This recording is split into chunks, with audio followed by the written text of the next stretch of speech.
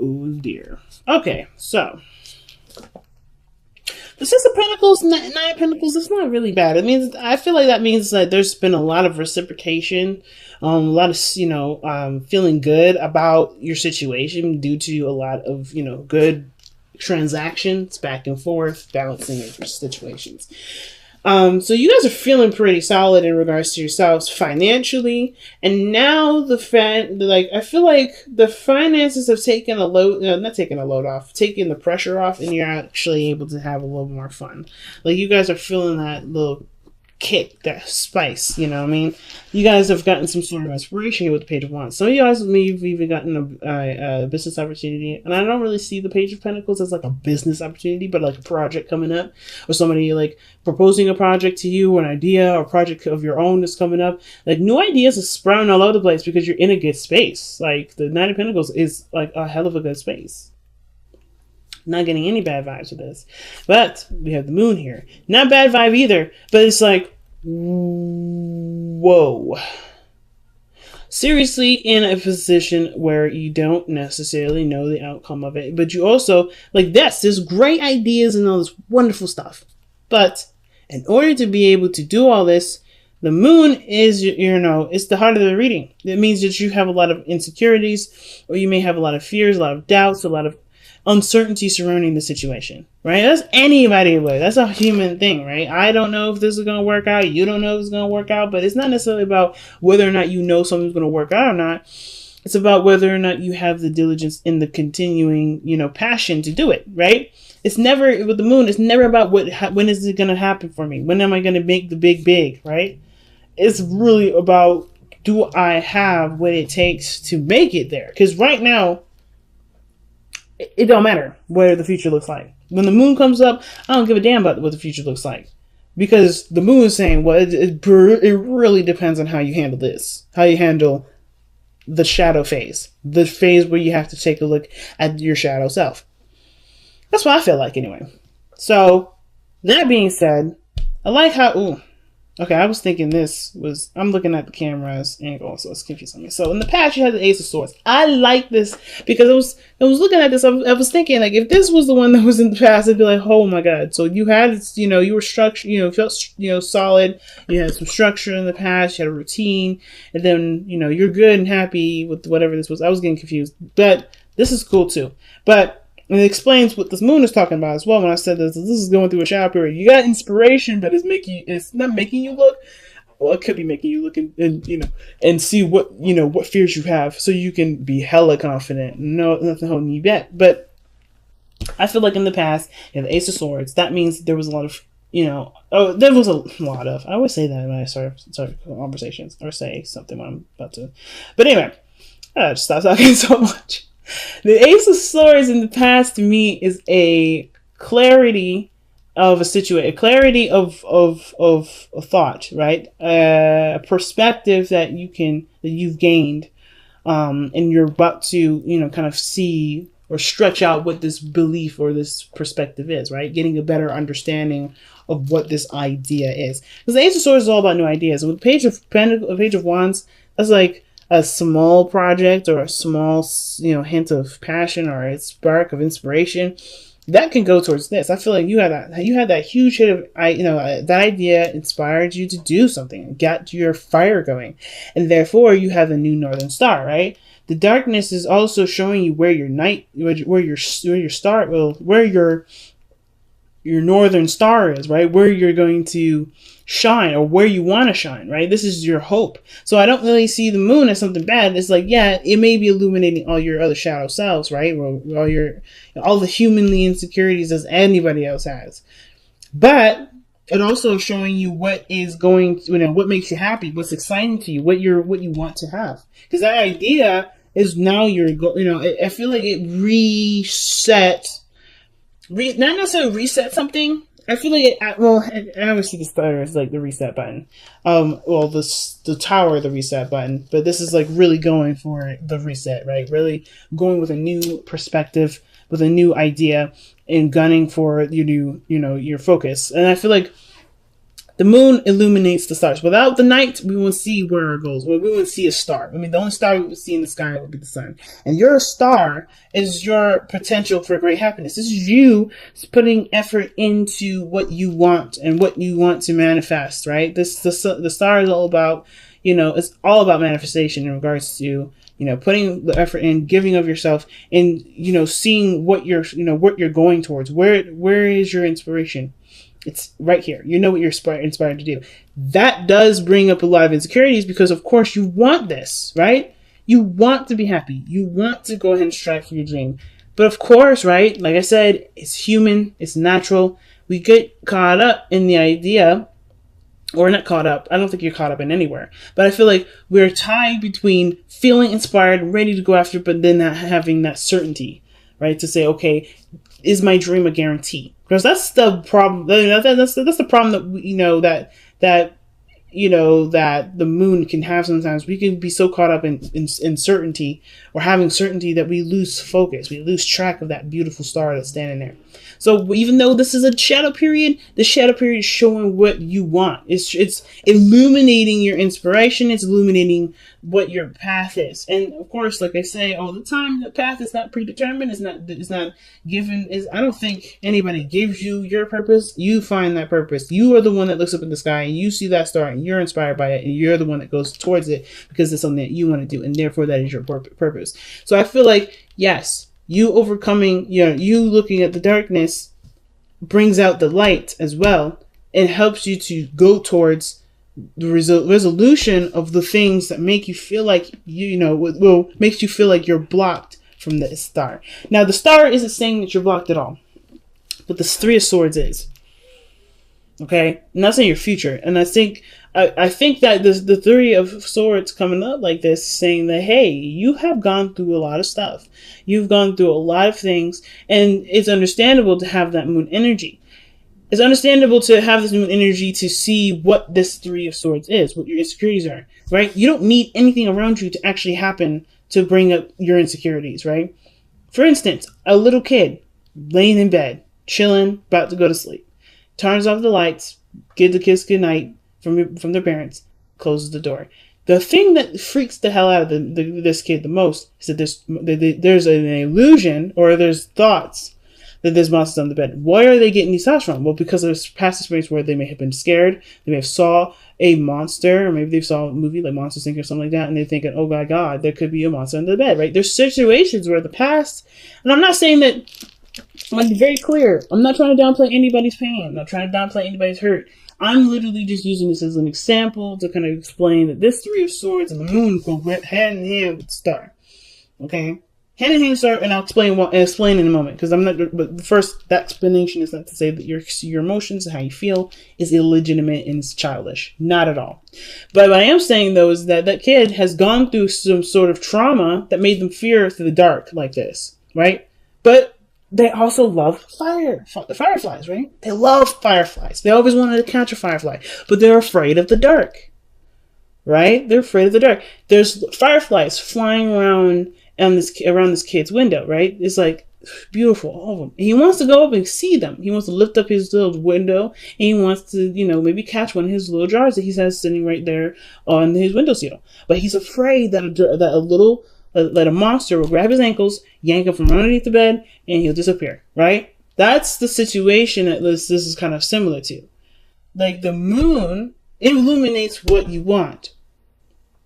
But the fear of getting, of the fear of disappointment, of sadness, of failure, whatever, is it's not necessarily keeping you from doing anything, but it's showing you where you're insecure. It's really just showing you where your insecurities are. Because I don't see any resistance here. I'm not seeing any, I don't think I should do this. Right? I mean, other than the Four of Cups here.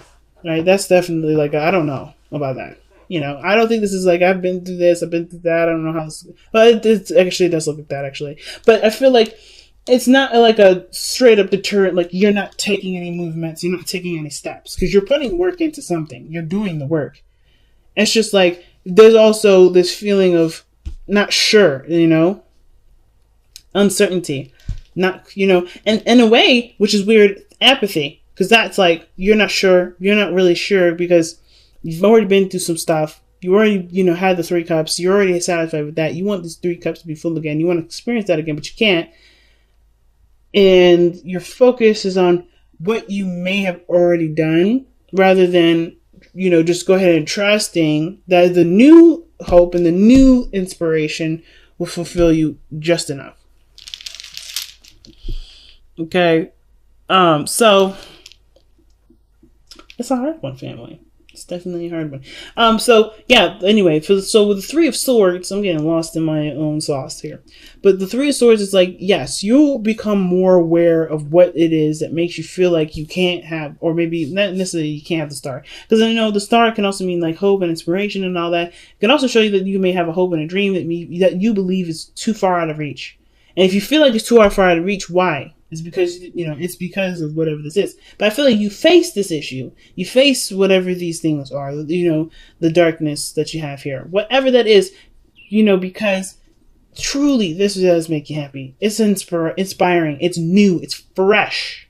And I think you've been in a situation where you've been bored forever. And now you have something that kicks it off. The Knight of Pentacles, yeah, you've been solid. You've been good. You've been stable. But you've been hella bored, too. You've been hella bored. You haven't been really interested in things. You're just kind of been single, being by yourself, and just kind of doing your thing. Nothing really has jumped out at you until this very moment. And whatever this was, it's inspiring you to take action. It's just that, okay, it's just, this thing here that's like it's just straight up the only thing that's like making you feel like, I don't know if I should do this.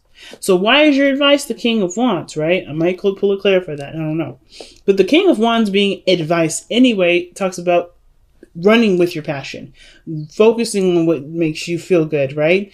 Letting this passion fuel the work needing to be done to make your dream a success, to go ahead and manifest this. The King of Wands, I believe he is the manifestor of the Zodiac. He's manifestor of tarot, that or the King of Cups. I believe it's really the King of Wands because he makes all his dreams happen. Nothing keeps him down. Nothing makes him afraid.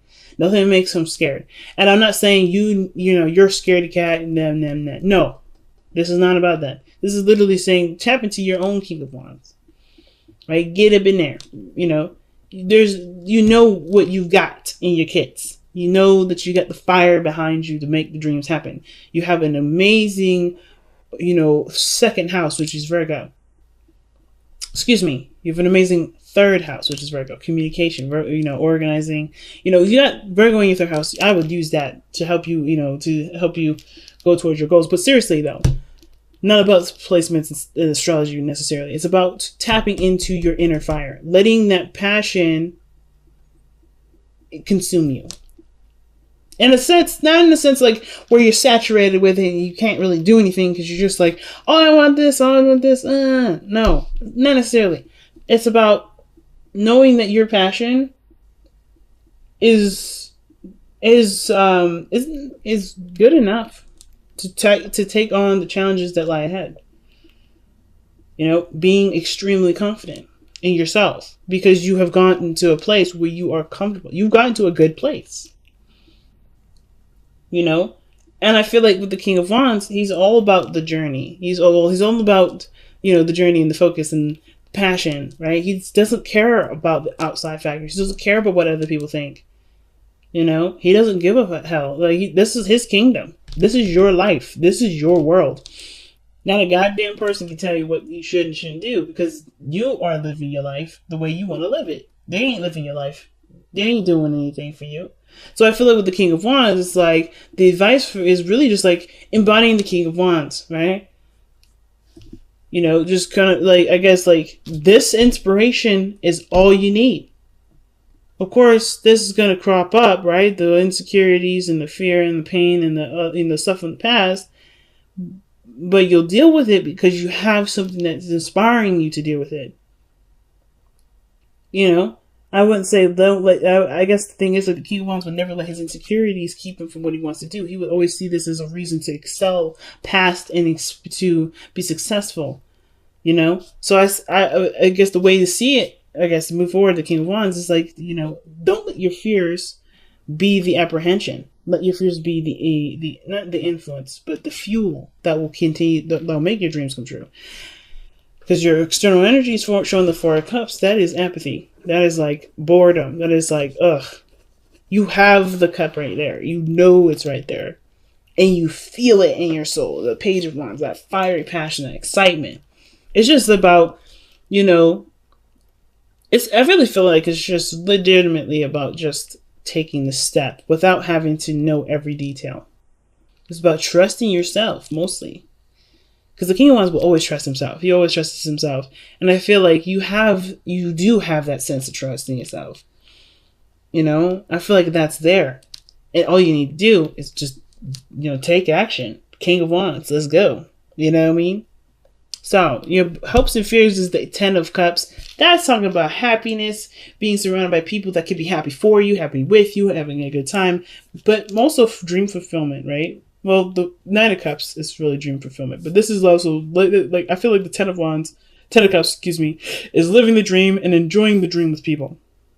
You know, being happy, feeling good with others, you know, wrapping up an emotional cycle. And I feel like you want your family to be supportive for you too, because the Ten of Wands, the Ten of Cups, I keep saying Ten of Wands. Ten of Cups is such a big card for Cancers, because, you know, it said you guys are very family oriented. So I feel like the biggest thing is that you want to be supported by your family, you want to support your family.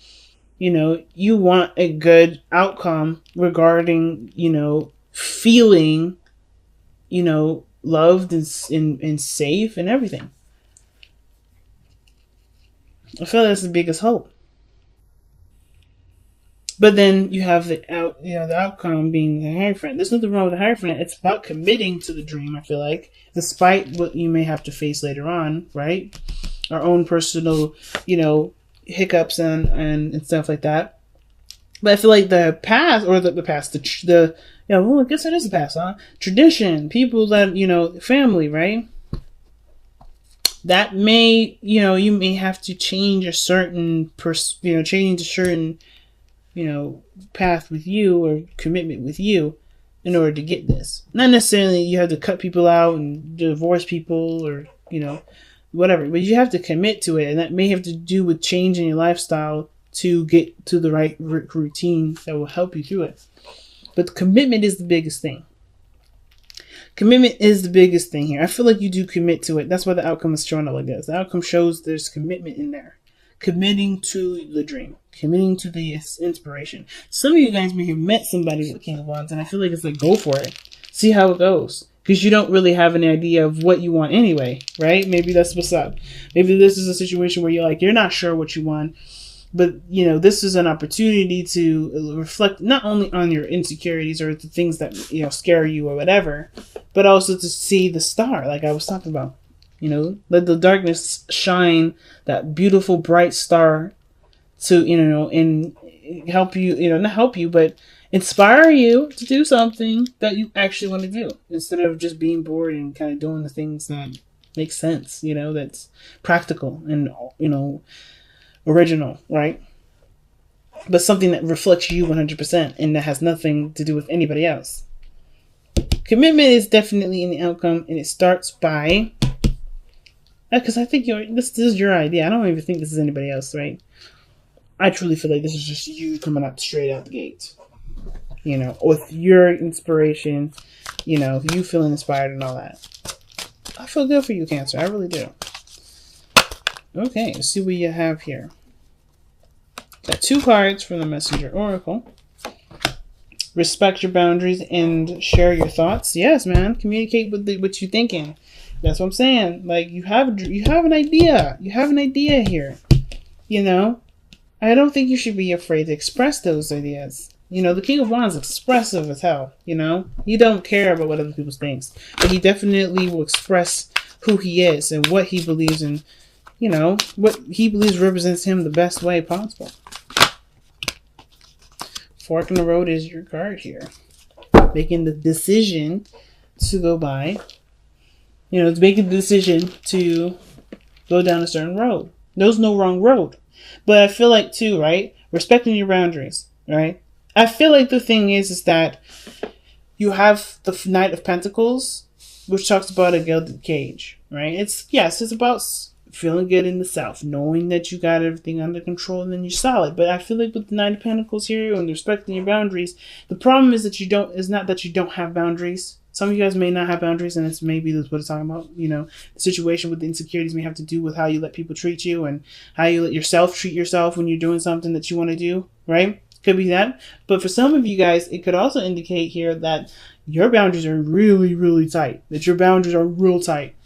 And that even though, you know, respecting your boundaries is good and all, but perhaps there also needs to be a respecting of your freedom boundary, a very creative boundary. If your boundaries are overlapping other areas of your personality, should those boundaries be there in the first place? Just a thought. But then you have shared thoughts, like I said, expressing your thoughts. If you have an idea, you know, if you're inspired by it and you're so influenced to take action right now, like it feels like you're taking action now anyway. I said that in the beginning. I feel like you're already taking action.